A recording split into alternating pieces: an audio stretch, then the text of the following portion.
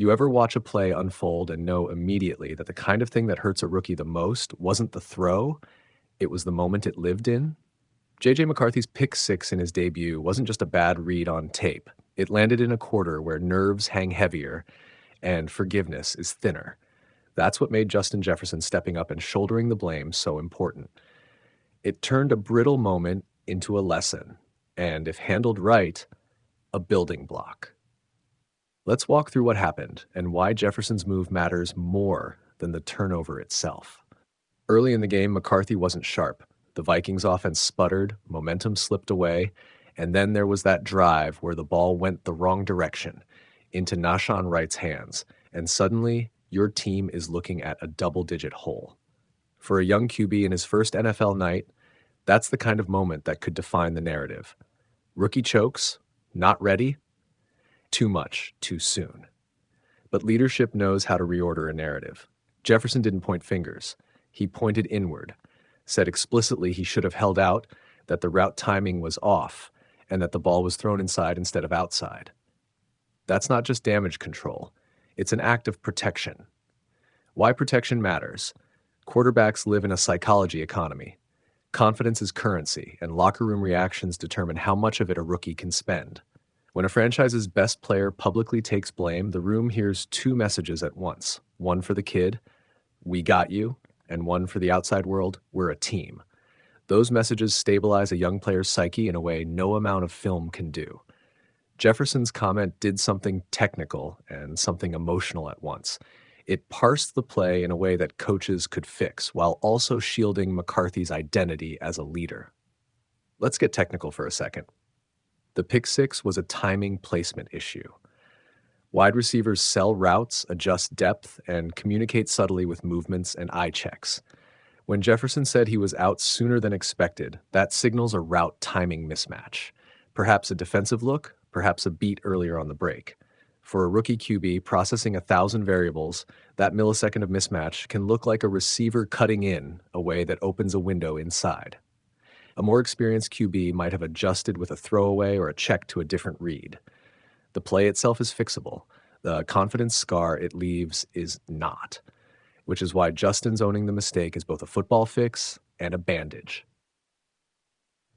Now think about Peyton Manning's reaction, the kind of veteran, sometimes blunt assessment that the public hears and latches onto. Manning's critique reflected what many viewers felt. If you watched the tape with a critical eye, the fumble was glaring. But coaching and culture work differently than a highlight reel.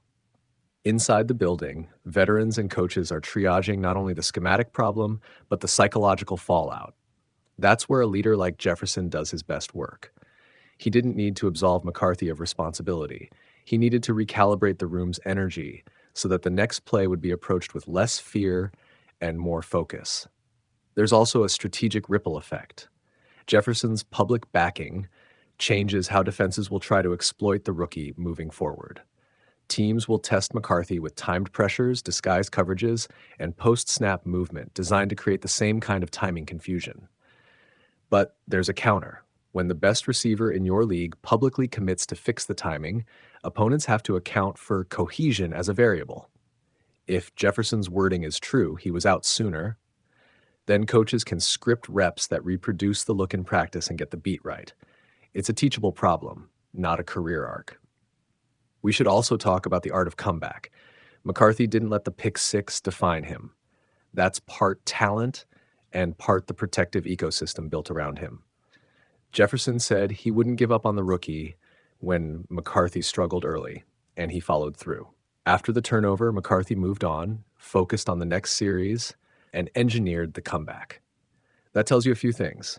The mental toughness is there, the locker room support is real, and the offensive architecture, the play calling, the protection packages, the film work, found ways to mitigate earlier mistakes. Those restorations don't happen by accident. Leaders enable them. There's a broader cultural beat here too. In modern football, the boundaries between star and rookie are porous. Social media deifies and crucifies in equal measure. Jefferson's public statement acts like a cultural firewall. It intercepts the hottest takes and redirects the narrative to growth. That matters because a rookie QB's brand is a fragile thing in the first months. The last thing the Vikings need is a narrative spiral where national pundits decide the kid's ceiling before the season is a week old. Jefferson's intervention buys time, and in pro sports, time is often the most valuable resource. This also speaks to the art of leadership beyond the numbers. Jefferson's ownership of the mistake is a PR line. It's a model for teammates. Younger players watch what veterans do after mistakes. Do they deflect? Do they lecture? Or do they absorb? Jefferson chose absorption, a kind of mature humility that says, we all lose sometimes, and when it happens, I'll take some of the heat. That changes how responsibility is distributed in the locker room. It turns isolated errors into collective problems to solve, which fosters collaboration rather than blame.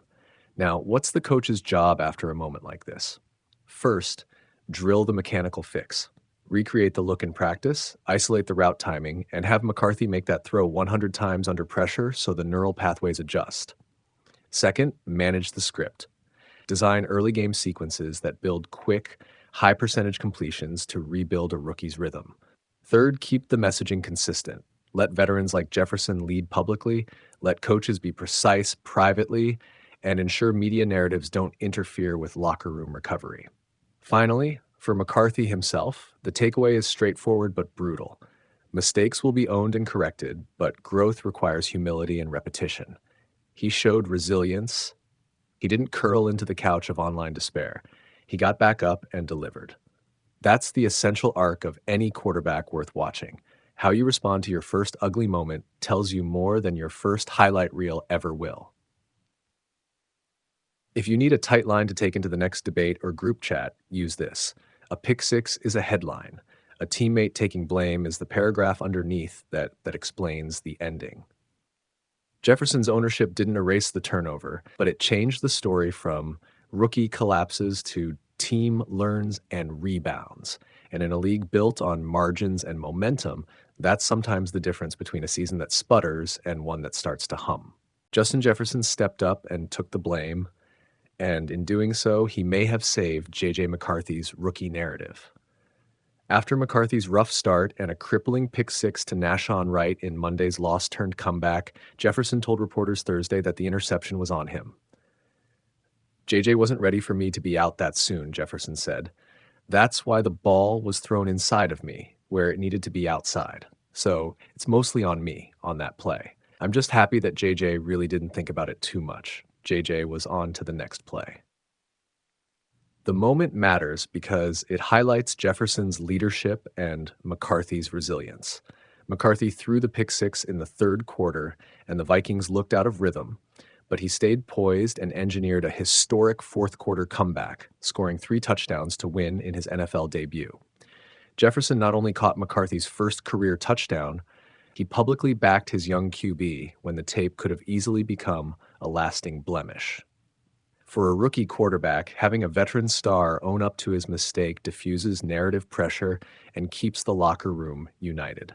Jefferson's willingness to shoulder responsibility sends a clear message. This team is invested in McCarthy's development. If McCarthy keeps responding the way he did, Jefferson's gesture will be remembered as the moment a leader protected his quarterback and helped launch a promising start to a career.